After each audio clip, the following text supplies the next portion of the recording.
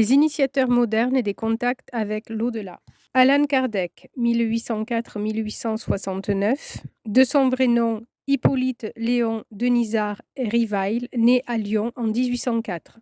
Il termine brillamment ses études de médecine avant de se tourner vers la philosophie et la pédagogie, puis de s'établir en Suisse pour travailler aux côtés du professeur Pestalozzi, un des grands noms de l'enseignement au XIXe siècle. De retour à Paris en 1830, Rivail y crée un institut scientifique avec toujours l'enseignement pour vocation première. Marié, travailleur infatigable, en 1849, après divers revers de fortune, il devient professeur de physique et de chimie, tout en continuant à publier nombre d'ouvrages pédagogiques.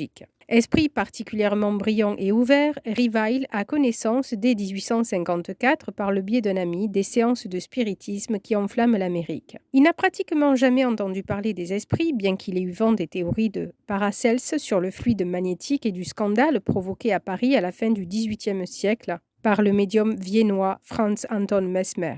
Peu à peu, d'autres récits et témoignages de proches de Rivail viennent exciter sa curiosité. Finalement, il décide de participer à des séances de spiritisme et est rapidement convaincu. Cependant, il ne va pas se contenter de devenir un adepte assidu des cercles spirites parisiens. En homme de science, se gardant de porter des jugements trop hâtifs, plutôt que tout admettre sans sourciller, il entreprend d'étudier en profondeur l'hypothèse selon laquelle des esprits de décédés peuvent communiquer avec des vivants. Le mouvement Spirit International vient de trouver en Rivail l'un de ses meilleurs théoriciens et de ses plus fervents défenseurs. Sans encore l'expliquer, il pressent que derrière les manifestations des esprits qui s'affirment de toutes parts, il y a quelque chose de nouveau, comme l'émergence et la soudaine révélation d'un véritable monde invisible, qui tout à coup donne à l'homme vivant une autre dimension, par le simple fait qu'il remet en question sa propre mort. Bien décidé à s'attaquer sérieusement au problème, Rivail collecte auprès d'amis et de nombreuses personnalités intellectuelles de l'époque une très importante documentation composée de messages spirites, qu'il analyse et classifie pour en tirer une synthèse cohérente. Rapidement, il réalise l'ampleur de la tâche qu'il se propose d'assumer et comprend qu'il lui sera très difficile de mettre en ordre les milliers de détails, de rapports de communication, de comptes rendus de séances qui s'entassent dans son bureau. Découragé, il est sur le point de renoncer. C'est alors que les esprits entrent en jeu, cette fois pour indiquer à Rivail lui-même, au cours d'une séance spirite, qu'il doit poursuivre son travail, que là est la mission qu'on lui confie depuis le monde invisible. C'est alors que les esprits entrent en jeu, cette fois pour indiquer à Rivail lui-même, au cours d'une séance spirite, qu'il doit poursuivre son travail, que là est la mission qu'on lui confie depuis le monde invisible. Il a été choisi pour mettre en forme et faire connaître au monde la doctrine spirite, et on l'assure qu'il recevra l'aide des esprits. À cet effet, on lui assigne le pseudonyme d'Allan Kardec, qui a été son nom dans une incarnation précédente. Convaincu, Rivail, ou plutôt Allan Kardec, consacre désormais tout son temps et son énergie à ce qui va devenir un véritable sacerdoce. Dans les années qui suivent, partant de l'observation des faits survenus lors des séances spirites et du classement d'une multitude de témoignages, il dépouille le spiritisme du folklore et du manque de sérieux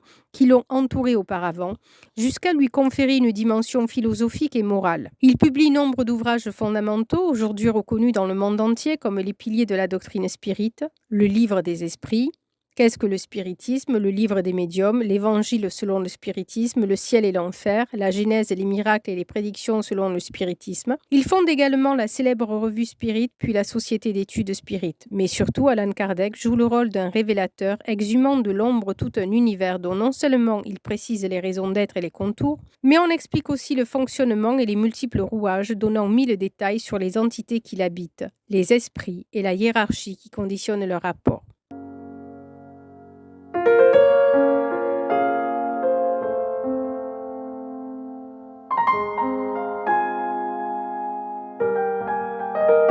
Cayce Edgar, 1877-1945. Celui que l'on appellera l'homme aux 14 000 lectures psychiques est fils d'une famille de paysans du Kentucky. Il n'a que 13 ans lorsque brusquement, sa vie va changer. Un après-midi, comme tant d'autres, alors qu'il est seul en train de lire la Bible sous un arbre, non loin de la ferme familiale, une apparition attire subitement son attention. Il s'agit d'une femme qui bientôt s'adresse à lui. Tes prières ont été entendues. Dis-moi quel est ton vœu le plus cher, afin que je l'exauce. Troublé par ce qu'il voit, l'enfant répond comme dans un rêve, « Ce que je désire le plus, c'est de venir en aide à autrui, en particulier aux enfants. » Sans un mot de plus, l'apparition s'estompe et l'entretien se termine aussi soudainement qu'il a commencé, laissant l'adolescent dans une grande perplexité. Ce n'est que plus tard que le jeune Edgar va comprendre qu'en ce jour de 1890, il a vécu l'un des moments les plus importants de sa vie. Dès lors, les phénomènes vont se multiplier. C'est d'abord la faculté d'apprendre le contenu d'un livre en le plaçant sous son oreiller durant une nuit, puis celle de s'endormir et de parler dans son sommeil, pour se prescrire à lui-même un remède après un accident de baseball. Mais Edgar Cayce est religieux, voire même très pieux, et ne sait d'où lui viennent ces étonnants pouvoirs. Durant près de 11 années, il va se méfier terriblement de ce qui lui arrive, minimisant ses propres facultés. C'est alors qu'en 1900, un événement précipite la révélation de ses fabuleuses capacités. En effet, il devient brusquement aphone sans que la médecine traditionnelle trouve une cause physique à son mal. Durant près d'une année, il va subir cette situation sans trouver de remède efficace susceptible de lui rendre sa voix. C'est alors qu'il se résout à faire appel à l'hypnotisme, très en vogue à cette époque. À cet effet, Edgar Cayce rencontre Halsey Lane qui va jouer un rôle fondamental dans son avenir. Après qu'Edgar ait refusé l'intervention de l'hypnotiseur et se voit volontairement mis en sommeil, Lane lui suggère de regarder à l'intérieur de son propre corps pour y déceler l'anomalie causant son problème. Toujours endormi, Edgar se met à parler d'une voix posée. Oui, nous pouvons voir le corps. Dans son état normal, ce corps est incapable de parler en raison d'une paralysie partielle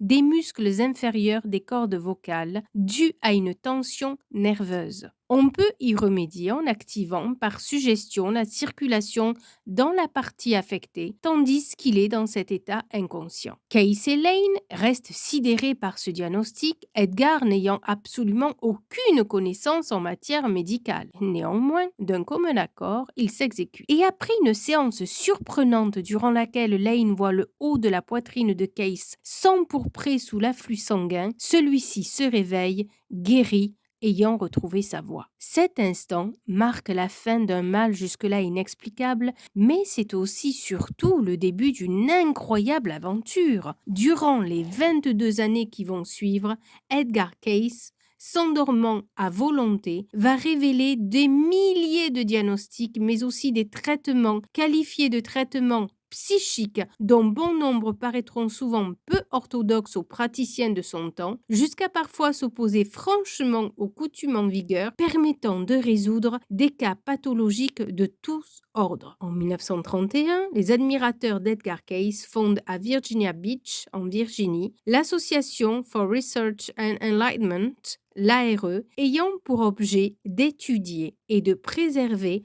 ce que l'on ne va pas tarder à considérer comme une œuvre à part entière. Avec le temps, suivant bientôt les conseils d'Arthur Landmers, riche imprimeur de l'Ohio, interrogeant Cayce sur des sujets autres que médicaux, le médium américain va accepter de mettre son étonnant pouvoir au service de la connaissance. Il se hasarde à explorer d'autres univers que le corps humain, tels l'astrologie ésotérique, la nature de l'esprit et de l'âme, l'alchimie, le yoga, la théosophie. C'est ainsi qu'il en vient à découvrir la réalité de la réincarnation, ce qui remet fortement en question sa vision de croyant. Dès lors, ces lectures thérapeutiques vont s'enrichir d'une dimension métaphysique pour arriver finalement à ce qu'il nommera des lectures de vie, évoquant dans le même temps les problèmes physiques mais aussi certaines vies antérieures. L'objet de la lecture était de puiser dans les existences passées des enseignements destinés à améliorer les conditions de la vie présente. Avec pour tout bagage son incontestable don de clairvoyance, sa capacité de voir à distance dans les corps, mais aussi dans le passé et l'avenir,